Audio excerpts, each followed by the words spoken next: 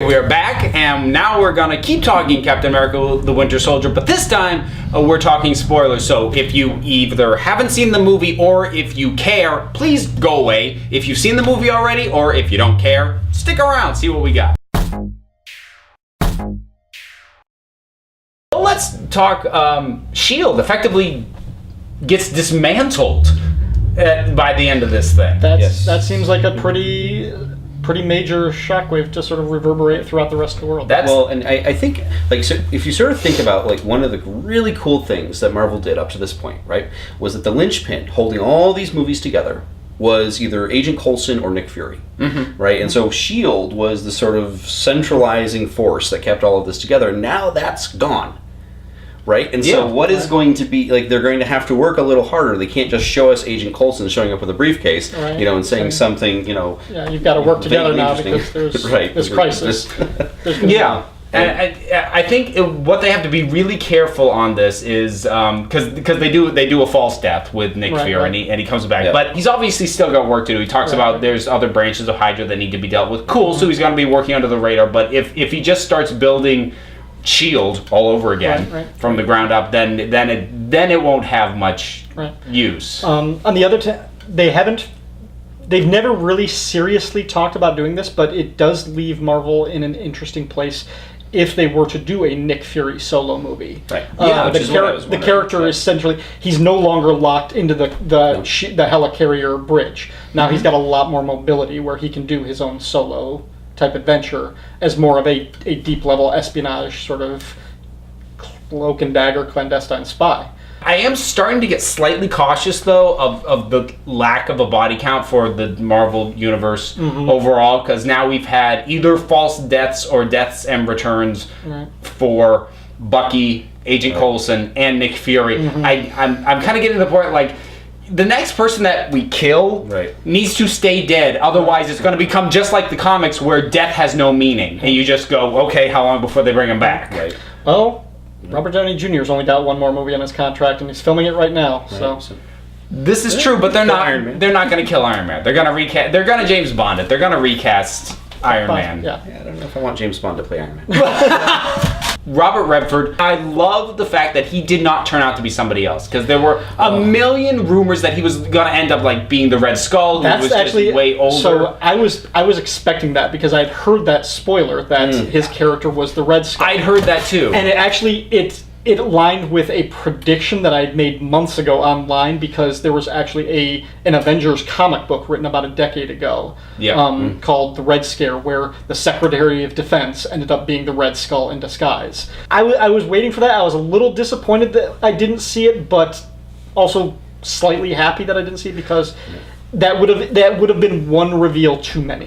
It would have been one reveal too many. And for me, the reason I'm glad they didn't do it is it sells the idea of Hydra almost as an infection. It's not, Hydra's not about the Red Skull. The Red Skull can be gone, but the ideas and the insidiousness of this organization will continue to spread, even without the Red Skull's presence. And I love that. And this does sell the mystique of Hydra, that you cut off one head, two more take its place. Yes. It was a different head. It wasn't the Red Skull that came back. It was a different... having said all that, the return of Arnim Zola.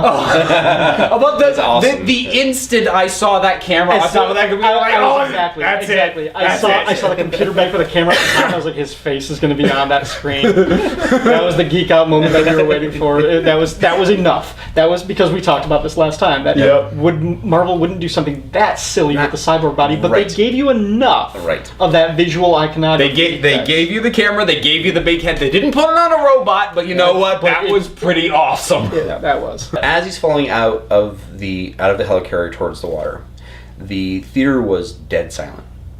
Right? You could have heard a pin drop in that theater. And the reason that it was so quiet had nothing to do with us being afraid for Cap's life. Right? The reason people were so quiet was the emotional punch that we had just taken in the gut, because we wanted Bucky to remember.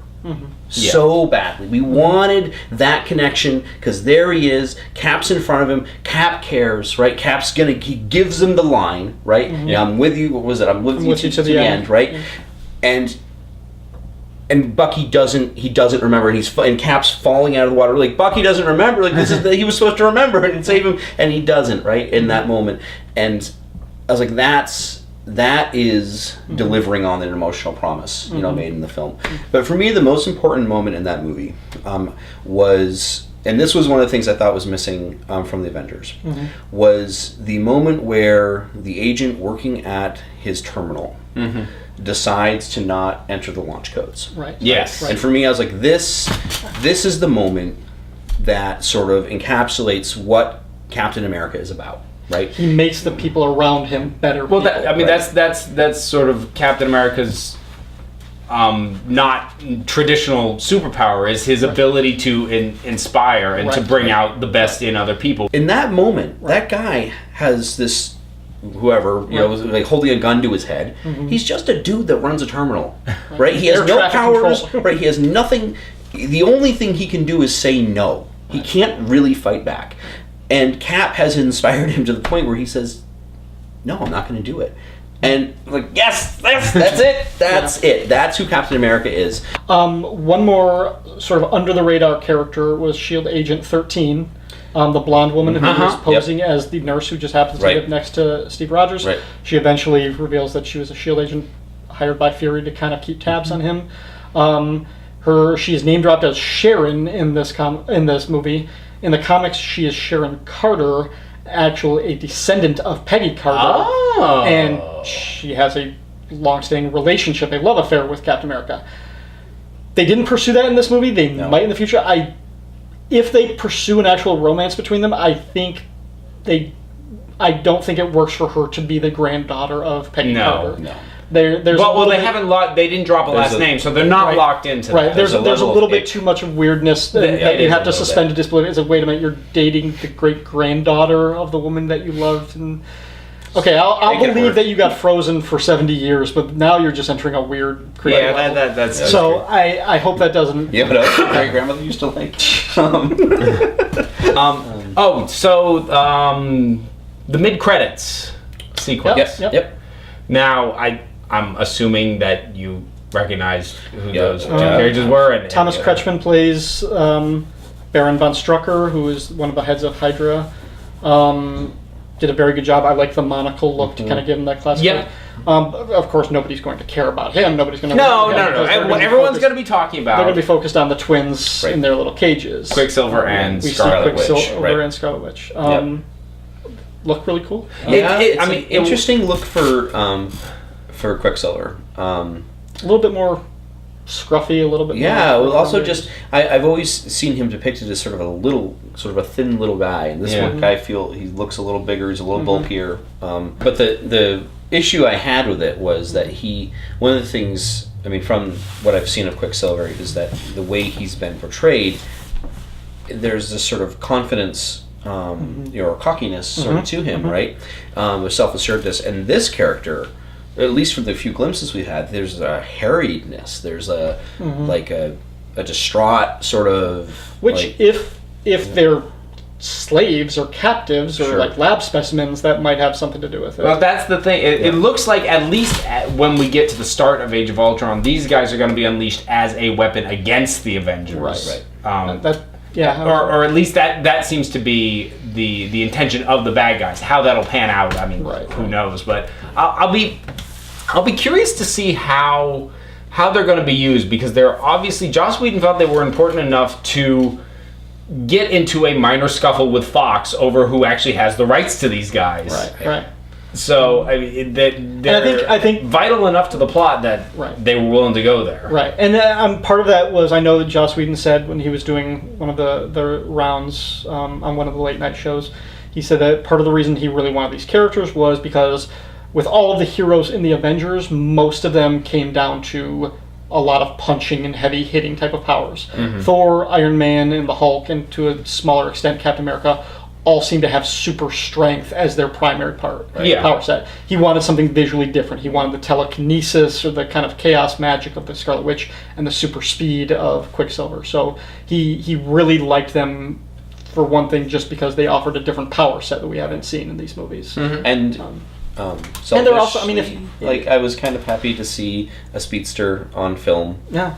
DC. He's getting a TV show. Yeah, I know he's getting a TV show, but he's a fundamental character of that universe. All right, so I think, given the and much to Paul's delight, given the name drop that Stephen Strange got in this one as a potential threat to Hydra, it sounds like they know who he is. Yeah, it sounds like he's not just a doctor. Yeah, no, he's not just a surgeon. They've got to be aware of what he. I mean, maybe he hasn't started really delving into it yet, but I would think when we get our Doctor Strange movie, which at this point seems like a very safe bet. Yeah, I've already bought my ticket. But that when we get it, he will already be established, and we'll probably get flashback of before. But I doubt that is a movie that will be taken up with the origin. Right. But I think we've pretty much picked this thing to death. But it's still alive and kicking, so go see it if you haven't. Hopefully you've seen it if you watch this one. But thanks so much for joining us, and thank you guys for seeing the movie with me and sitting down and talking about it. Thanks. We'll do this again. I don't know. After Noah? Well, after Noah. What's up? Is Spider-Man or X-Men up next? Spider-Man is up at the beginning of May. X-Men is at the end of May. Yeah. Well, then that's probably what we'll be dealing with. But Spider-Man, X-Men, yes. We'll tackle those when we get to them. But until next time, this council is adjourned.